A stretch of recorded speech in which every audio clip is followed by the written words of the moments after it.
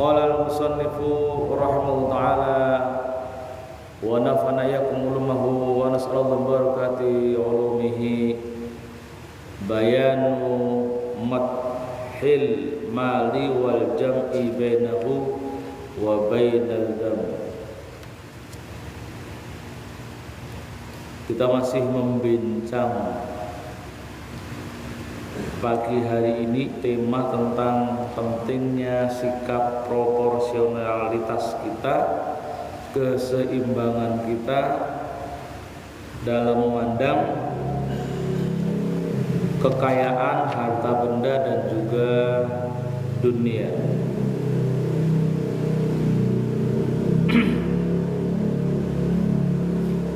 Saya bacakan ibaratnya. Ailam qala musannifu rahimahullahu ta'ala wa nafa'ani yakumullah wa nas'aluhu barakata ulumihi. Ailam Allah ta'ala qad sumiyal malu khairan fi mawadhi'i min kitabil aziz.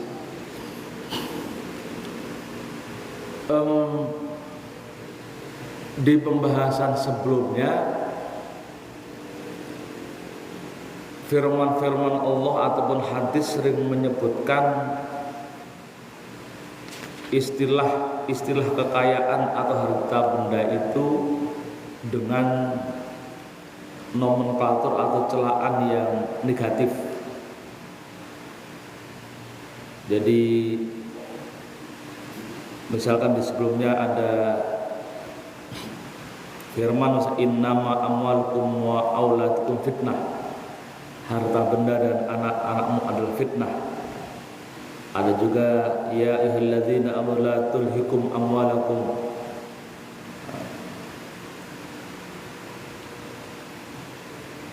Ya orang yang beriman, jangan sampai hartamu dan juga anakmu itu merusak dirimu dan seterusnya. Nah, tapi di sisi lain beberapa firman Allah dan juga hadis Rasulullah menyebut mal atau harta benda itu dengan khairon. Kata khairon itu berarti ada sebutan istilah yang baik. Jadi ada sebutan di ayat yang lain terkesan tidak baik, yang satunya baik. Bahkan penyebutannya khairon, kata-kata khairon. Khairon itu artinya kebaikan. Tapi kebaikan itu maksudnya adalah kekayaan. Makanya kalau kita berdoa sering begini. Misalkan di doa witir, Allahumma inna nas'aluka imanan daiba bla bla, lalu kemudian wa nas'aluka khairon katsiro. Ada wa nas'aluka khairon katsiro. Itu artinya dan kami memohon kepada ya Allah khairon katsiro, itu kekayaan. Tapi kekayaan yang sifatnya materi dan membawa kebaikan. Maka redaksinya menggunakan khairon katsiro. Bukan wanas aluka rizkun katsiro atau wanas aluka amwalan katsiro. Hampir di doa-doa yang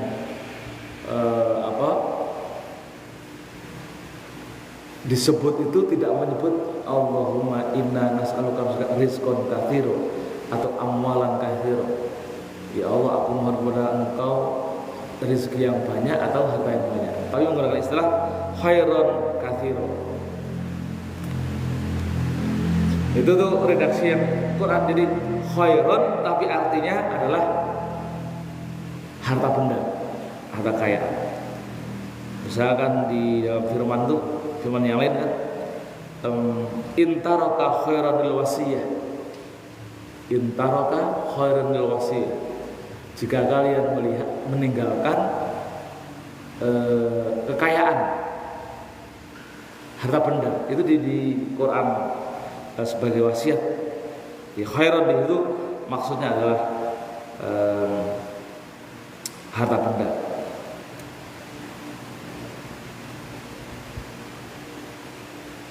Dalam firman yang lain juga disebutkan wa yamdudkum bi amwalin wa banin waj'al lakum jannatin waj'al lakum anhar. Jadi Allah memberikan kemuliaan dengan berikan kelebihan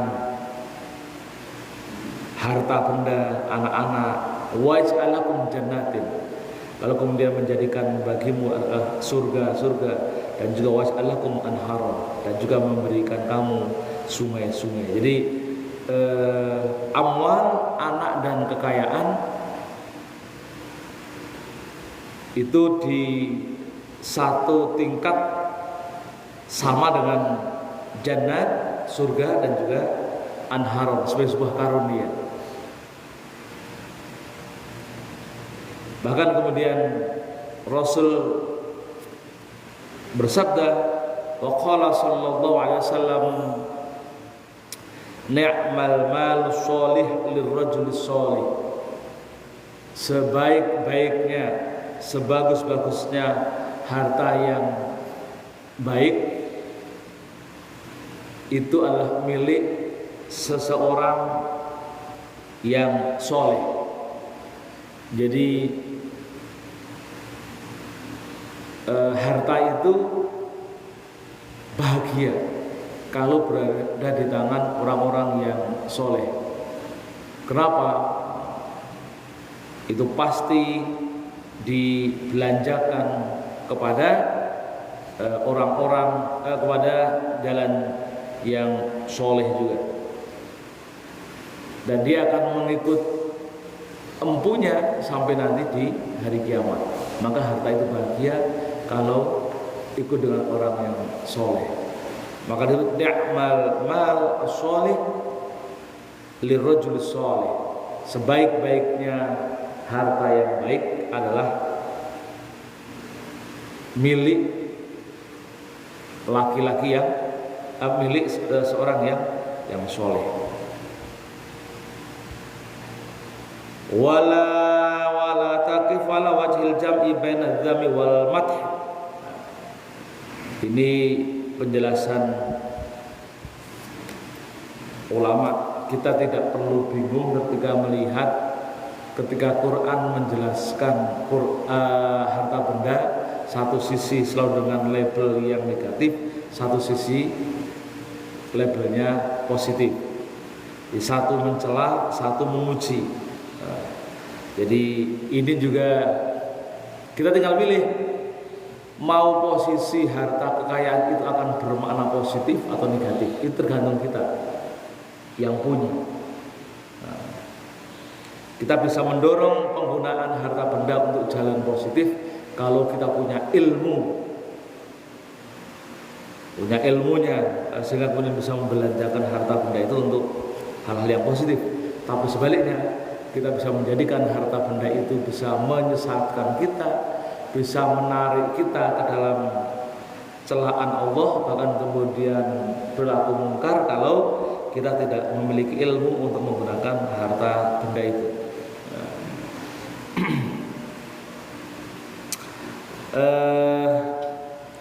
Illa bi an ta'rafa hikmatal mali. Nah, ini jadi kita akan bisa menggunakan itu secara proporsional jika kita tahu hikmah atau bijak dalam menggunakan harta, wa maksuduhu, dan tujuan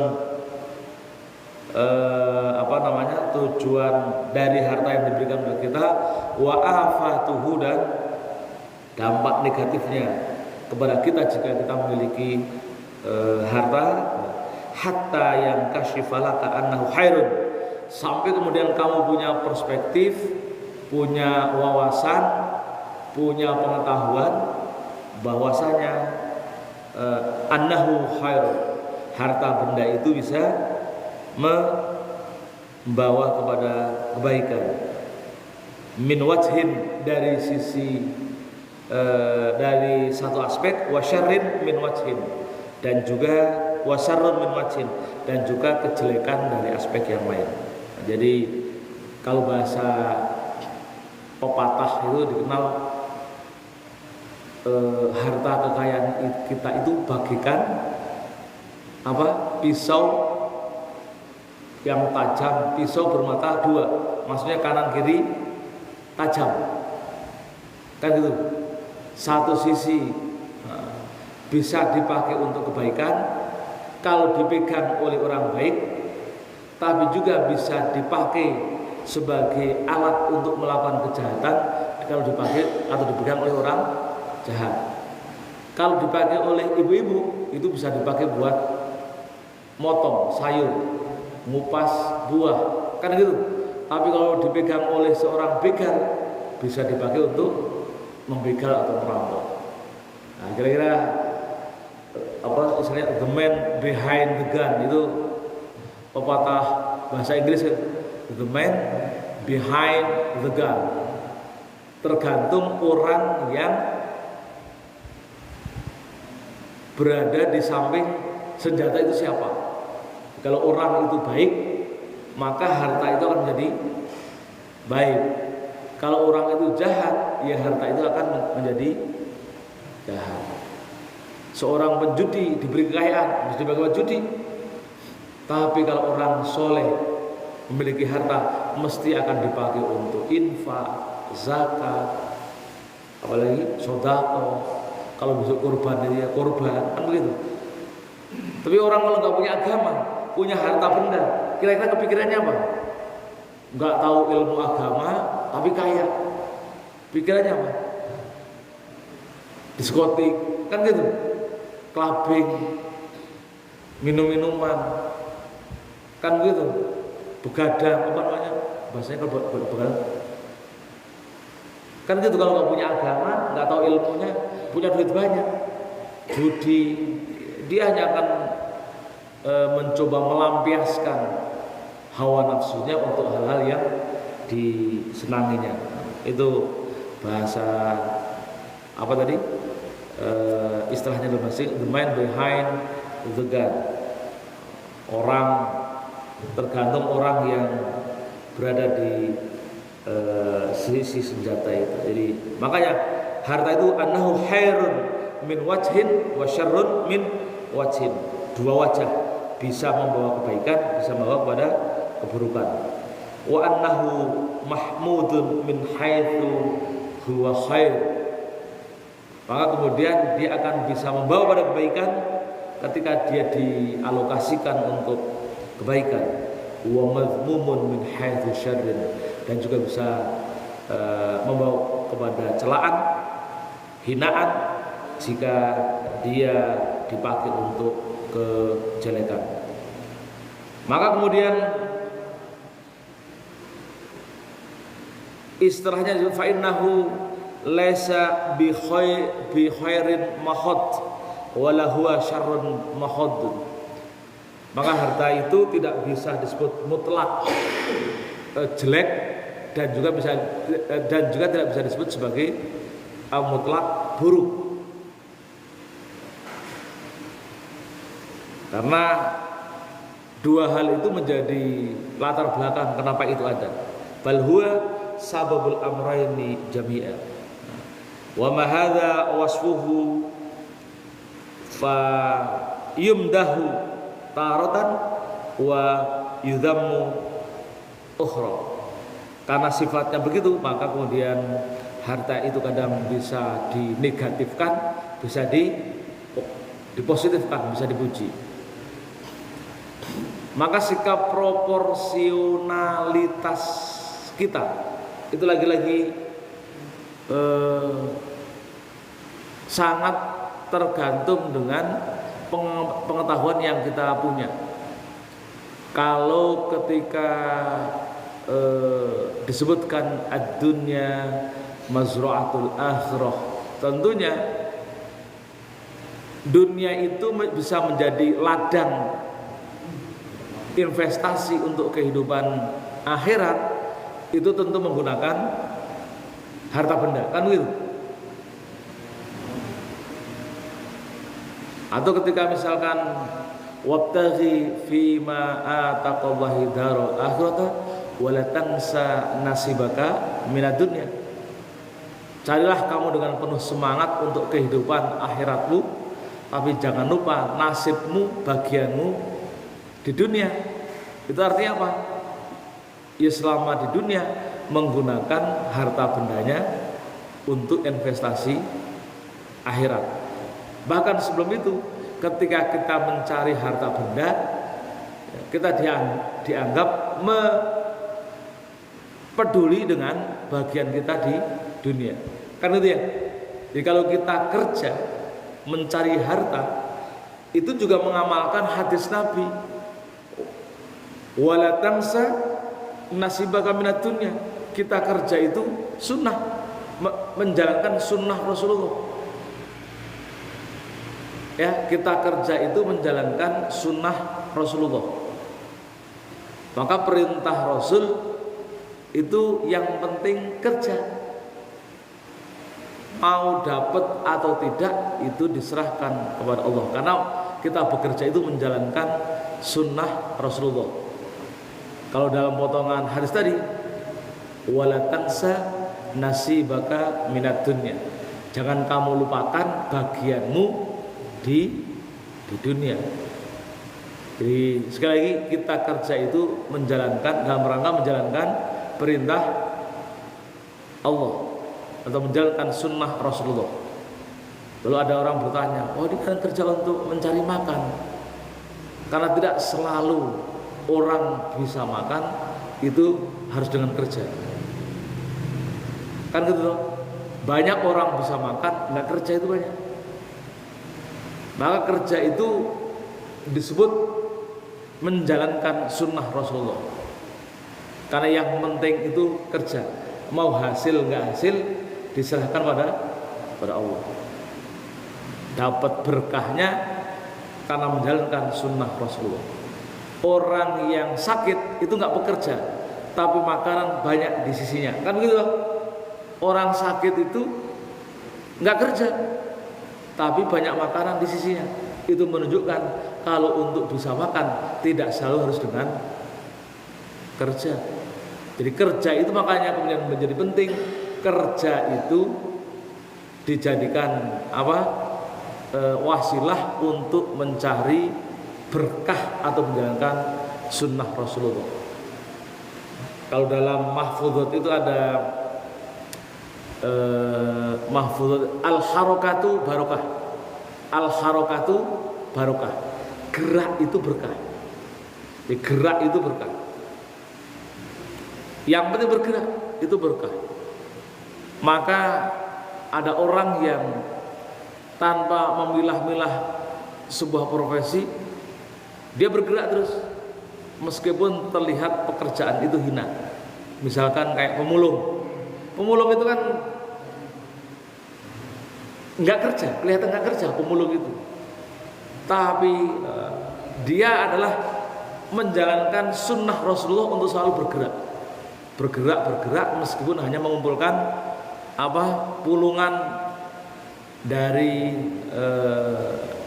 sampah-sampah, ngambil gelas-gelas begini lalu didaur ulang. Itu kan bergerak, ngumpul, dan ternyata hanya dengan sampah begitu bisa hidup.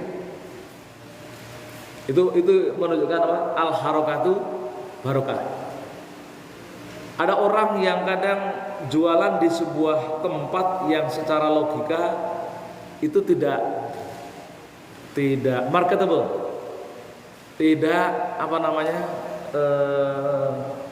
membawa perbaikan dalam rezeki. Orang yang lewat juga nggak ada, tapi ternyata tetap hidup, kan gitu. Padahal jualnya di pojok yang beli paling cuma anak-anak misalkan begitu, pojok ada juga, tapi tetap hidup. Itu kenapa? Al-harakatu barokah. Gerak itu adalah keberkahan. Maka menjadi penting kita selalu bergerak. Maka tidak ada cerita orang yang selalu bergerak itu kelaparan, tidak ada. Nah, jadi itu pada hakikatnya menjalankan sunnah Rasulullah. Jadi itu yang kita sebut sebagai bagaimana menjalankan mencari rezeki atau kerja itu bagian dari menjalankan perintah Allah dan sunnah Rasulullah.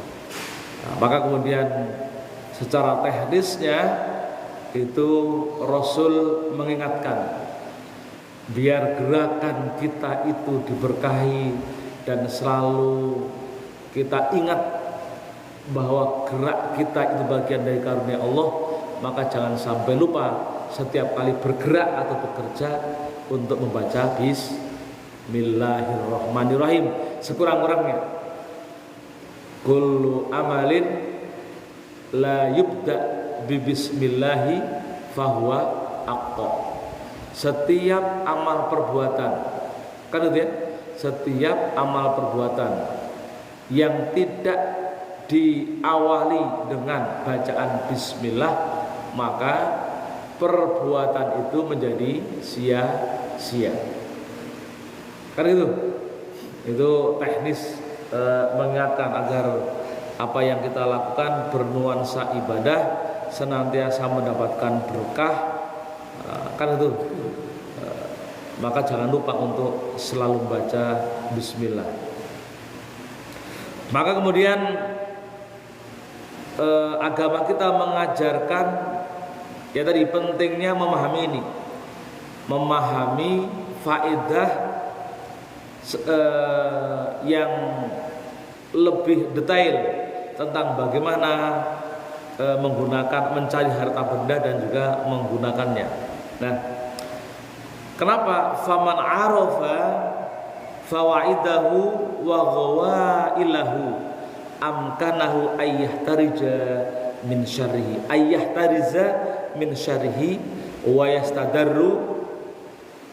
wa yastadarra min khairihi.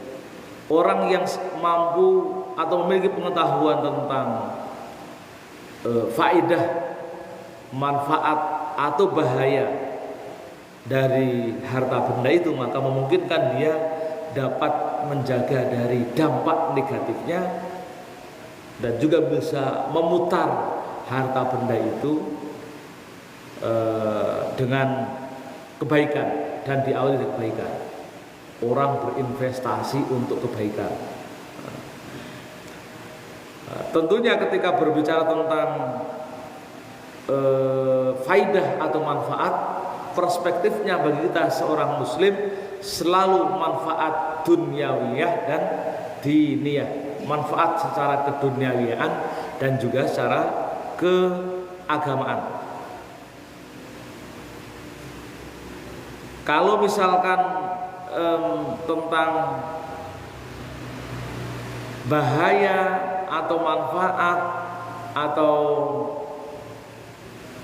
hikmah terkait dengan keduniawian, kan sudah maklum, kita sudah tahu penjelasan beberapa hal yang kemarin sudah kita jelaskan. Bagaimana kita punya uang, punya harta, lalu kita pegang buat apa, kan itu kita sudah jelas. Bagaimana agar harta benda yang kita bawa itu bisa menjaga kita juga dari manfaat madharatnya. Nah, kemudian manfaat diniyahnya, manfaat keagamaan, ini perlu kita tahu lebih detail lagi, sehingga keberadaan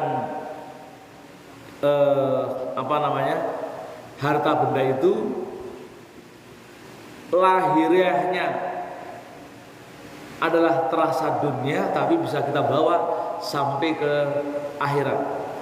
Maka diwanti-wanti betul, misalkan kita dianjurkan untuk ayyung fiqahu ala nafsihi, kita menafkahkan, membelanjakan, meninfakkan untuk kepentingan kita.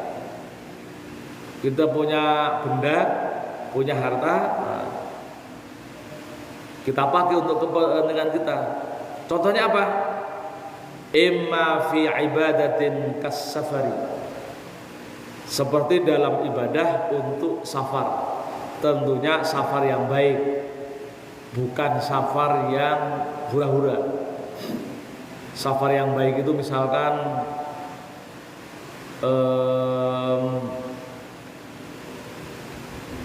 ya kita untuk ibadah, kita gunakan untuk ibadah. Safar Ibadah itu ya ada silaturahim, bisa juga kan silaturahim dari tempat A ke tempat B, itu kan butuh perjalanan, itu safar untuk haji ya, safar untuk haji itu hanya safar. Perjalanan kita dari sini ke Mekah itu kan safar untuk haji. Lalu kemudian ibadah haji itu sendiri, ketika sudah tinggal di sana perlu biaya penginapan, biaya makan. Nah, itu namanya kita memanfaatkan harta benda kita untuk diri kita. Gak masalah, kan itu tidak harus selalu diberikan kepada orang lain. Itu bagaimana menggunakan kekayaan kita untuk diri kita, untuk thalabul ilmi, kan gitu. Orang pergi ke pondok, orang pergi ke tempat pengajian, kan butuh modal, transport, kan gitu, transport dan seterusnya. Atau kemudian membiayai SPP itu kan juga sama juga. Itu namanya menafkahkan untuk diri sendiri. Atau wa imma fima yakwihi ala ibadah min mat'amin wa malbasin wa maskanin, atau melakukan sesuatu yang bisa mendukung kita dalam pelaksanaan ibadah. Yang nggak punya rumah, misalkan kita kerja lalu kemudian buat beli rumah, kerja buat beli rumah, itu jadi ibadah. Beli rumah dengan bismillah, itu jadi ibadah. Kenapa? Karena keberadaan rumah itu bisa mendukung kita ibadah lebih khusyuk. Atau yang masih bisa ngontrak, uang itu dipakai untuk ngontrak, itu juga uang itu dibelanjakan untuk yang baik. Karena apa? Bisa mendukung untuk pelaksanaan ibadah. Atau mencari uang untuk makan. Makan itu orang yang kemudian makan sehat, bisa sholat, bisa pergi ke masjid, sehat, kan begitu? Itu ibadah juga. Jadi menggunakan harta benda untuk kepentingan diri kita, untuk makan, untuk pakaian, untuk tempat tinggal, kan gitu ya, untuk tempat tinggal, untuk melindungi diri kita dari mara bahaya kehidupan atau gangguan kenakalan makhluk yang lain. Atau yang kedua, mayus rifuhu ilan nas, diberikan kepada orang lain. Jadi kalau sudah tercukupi untuk diri kita, baru kemudian berikan kepada orang lain. Melalui apa? As-sodaqatu, ya, as-sodaqatu, melalui sodaqah atau muru'ah. Muru'ah itu memberikan hadiah kepada orang yang mampu. Jadi kita itu kalau selama ini gitu, berinfak kepada orang yang tidak mampu. Ada juga kita bisa memberikan kepada orang yang mampu, tapi bukan namanya sedekah. Kalau sedekah itu untuk orang yang tidak mampu.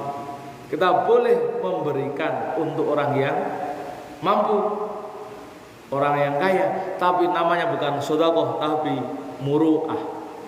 Untuk apa? Menjaga ketetanggaan, kan gitu ya, menjaga hubungan silaturahim. Tapi namanya hadiah, bukan infak. Ngasih orang kaya pakai istilah saya infak kepada orang kaya, itu namanya menjadi tidak menjaga muru'ah orang yang diberi. Jadi kalau terhadap orang kaya tadi namanya hadiah. Wa wiqayatil ard. Wa wiqayatil ard itu untuk perlindungan. Kayak misalkan di kita jika mengadakan apa namanya keamanan itu ya, itu bukan infak. Iuran di situ bukan infak, tapi apa? Iuran untuk wiqayatul arad, ya, untuk perlindungan. Lalu kemudian wa ujratul istihdam, upah untuk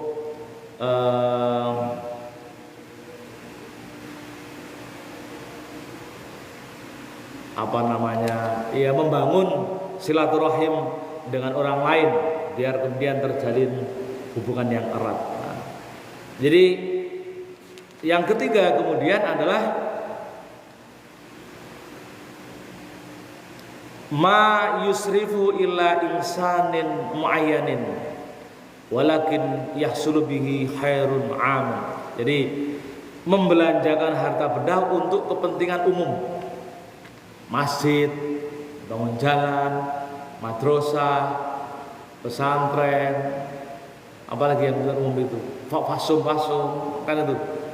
Jadi itu beberapa hal. Jadi tapi yang prioritas selesaikan dulu kalau kita memiliki harta kebutuhan kita, baru kemudian keluar.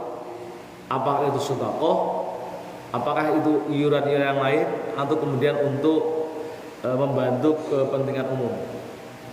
Jadi prioritas pertama, jangan sampai kita terlalu semangat bersedekah, atau kadang misalkan memberikan tadi muruah.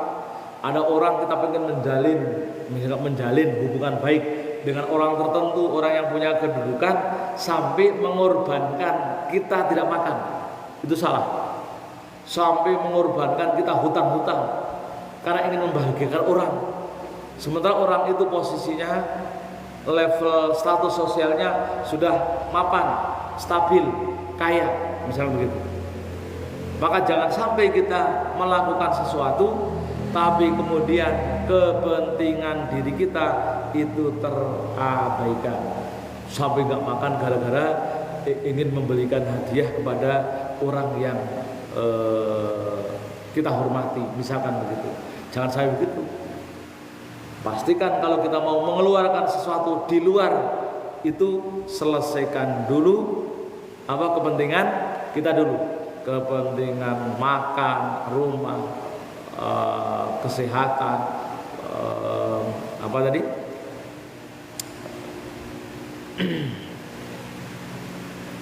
pokoknya kepentingan individu kita dan juga keluarga kita. Karena yang di luar itu sifatnya sunnah, sedekah sunnah, membantu orang lain itu masih sunnah. Maka prioritas pertama adalah ke diri kita terlebih dahulu dan juga keluarga kita, karena itu ibadahnya jauh lebih tinggi nilainya daripada yang lainnya. Jadi infak, menjamin makan anak istri itu lebih afdal daripada zakat. Infak itu lebih afdal daripada zakat. Tapi ingat, infak yang definisi benar ya. Bukan infak kita kan sering gebeh-uyah. Wah, mau infak ke masjid, salah itu. Kalau mau infak ke masjid, kalau ke masjid itu ke sedekah. Kalau infak, nafkah itu ke keluarga. Atau orang lain yang dari luar dimasukkan ke keluarga kita. Itu infak. Anak yatim misalkan. Kan ya, anak yatim masukkan keluarga kita, lalu dijamin kehidupannya, itu namanya infak atau nafkah. Dan itu lebih tinggi pahalanya daripada zakat. Karena kalau zakat tahunan, zakat itu ada waktu-waktu tertentu. Tapi kalau infak itu tiap waktu, tiap hari, itu harus bisa menjamin kehidupannya, ya makan, ya kesehatannya dan lain sebagainya. Wallahu a'lam bishawab.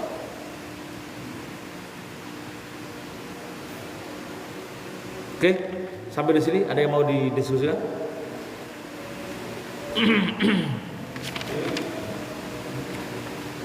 Ya, cukup ya. Kalau nggak ada, marilah kita tutup pengajian pagi hari ini. Mudah-mudahan kita makin memahami apa yang harus kita lakukan terhadap kekayaan yang kita punya. Karena meskipun Allah kadang mencela, tapi bahkan di Quran menyebut dengan istilah kebaikan. Jadi ada berkumpulnya dua istilah dalam satu nama. Kekayaan kadang disebut baik, kadang disebut buruk. Maka ini tergantung kita memposisikannya. Kita harus bisa bersikap proporsional. Yang jelas seorang muslim yang baik, memiliki wawasan yang baik, akan mampu menggunakan harta kekayaan kita dalam jalan kebaikan. Tapi kalau kita nggak punya ilmu, pasti itu akan dipakai atau digunakan untuk jalan keburukan. Maka kita tahu sekarang, dengan misalkan kita hanya memenuhi kebutuhannya untuk keluarga kita mencari untuk memenuhi kebutuhan sandang kita, itu juga bagian dari menjalankan perintah Allah dan sunnah Rasulullah. Astagfirullahaladzim, lakal hamdu ya Allah ya Rabbana ya Maulana ya Ma'bud. Allahumma salli wa sallim ala Muhammadin fil awwal wal akhir wa sallim wa radha tabaraka ta'ala ala sadatina sabi rasulillah asma'in. Amin ya rabbal alamin. Alhamdulillah rabbil alamin hamdan yafika masjidah ya Rabbana lakal hamdu kama yanbaghi li jalalika wajhil karimi wa 'azimi sultanik. Allahumma ij'al jam'an hadha jam'an marhuma wa tafarruqan ma'suma wa la sam'ana sakiyan aw mahruma. Allahumma rabbana zidna ilman nafi'a warzuqna fahman sahiha. Allahumma rabbana shrah lana sudurana yassir lana umurana wa hlul 'uqdatam min alsinatina yafqahu aqwalana. Allahumma ya Allahumma inna na'udzubika min dzulmatil wahmi wa akrimna bi nuril fahmi wa zayyinna bil akhlaqil hasanati wal hilmi.